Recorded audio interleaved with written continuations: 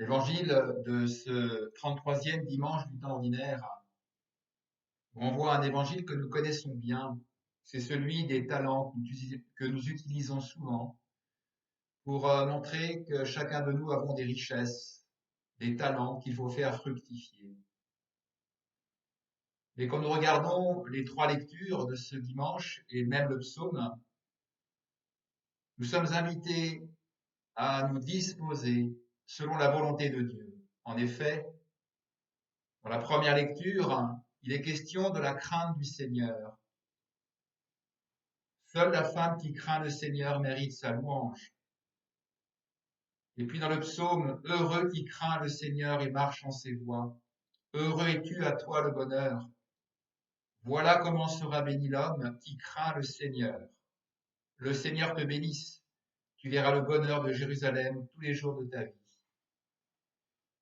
Donc il faut passer peut-être un peu de temps sur cette question de la crainte, ce don de crainte qui n'est pas une peur servile, une crainte servile, mais qui est ce désir de se mettre à l'écoute de ce que Dieu veut pour moi. Craindre le Seigneur, ça signifie ne pas vouloir le froisser. Quand on aime quelqu'un, on ne veut pas le froisser, on ne veut pas le blesser. Et donc, on essaye de tout faire pour que là où nous prenons des décisions, eh bien, ce soit pour son bien ou selon sa volonté. Et quand nous savons que la volonté de Dieu est bonne, eh bien, nous avons ce désir de la faire, de la réaliser, de la suivre, comme Jésus l'a fait. Ça, c'est la première disposition que les lectures d'aujourd'hui nous demandent d'avoir. Cette sainte révérence vis-à-vis de Dieu et ce désir de faire sa volonté. Et puis, le deuxième aspect des textes d'aujourd'hui, il s'agit du travail. Ne pas s'endormir, rester éveillé. Il est question dans la deuxième lecture du retour du Christ. C'est saint Paul dans la deuxième lecture, quand il parle aux Thessaloniciens.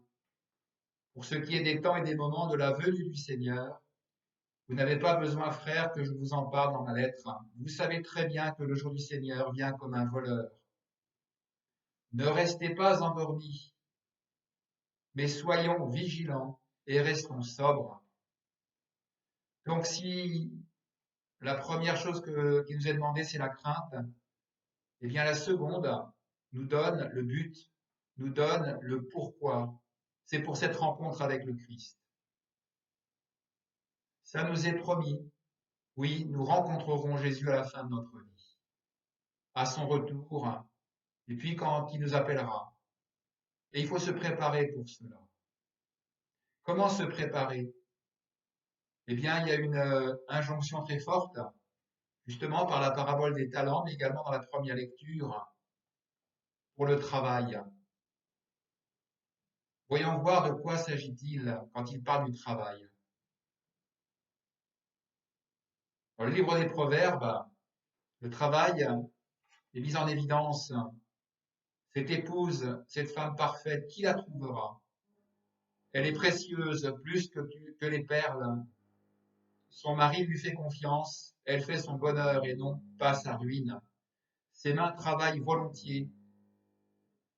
Donc, vous voyez, c'est cette question du travail, cette question de mobiliser ses forces, de mobiliser ses richesses, que nous retrouvons également dans la parabole des talents.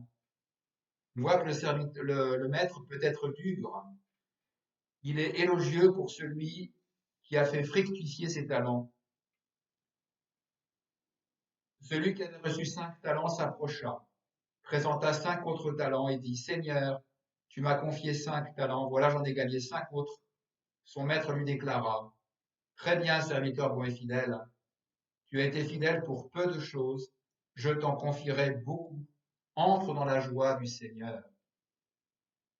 Par contre, pour celui qui n'a pas travaillé, celui qui n'a pas fait fructifier ses talents, eh bien ce maître semble être très dur, serviteur mauvais et paresseux.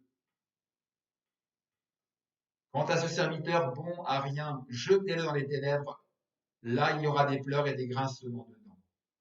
Alors évidemment, il ne faut pas prendre cela comme une parole qui vient condamner définitivement ce serviteur mauvais. cette parole difficile et dure nous est donnée pour nous réveiller, pour suivre ce que nous dit saint Paul. Restez éveillés, ne restons pas endormis. Donc que sont ces talents qu'il nous faut faire fructifier? Eh bien, si nous regardons bien, les talents les plus précieux que nous avons reçus, puisque nous sommes faits à l'image, à la ressemblance de Dieu, eh bien, c'est notre intelligence et notre capacité à aimer. Donc, si Jésus nous demande de mobiliser ces capacités qui nous particularisent en tant que personne humaine, à l'image de Dieu, à la ressemblance de Dieu, ça signifie qu'il faut mobiliser son intelligence pour chercher la vérité. Qu'est-ce que la vérité? On sait très bien que la vérité, c'est Jésus lui-même. Donc, Jésus nous invite très fortement aujourd'hui à chercher la vérité. Et la vérité, on ne la cherche pas tout seul.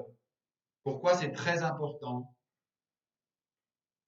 d'aller voir, d'aller lire les textes, notamment du magistère, les encycliques du pape, des homélies, des textes de l'Église, mais également chercher la vérité par la lectio divina, en famille, entre personnes. Ça, c'est une première chose qui est très très importante. Et puis la deuxième chose, c'est cette capacité à aimer.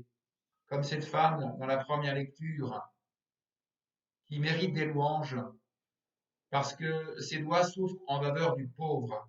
Elle tend la main au malheureux.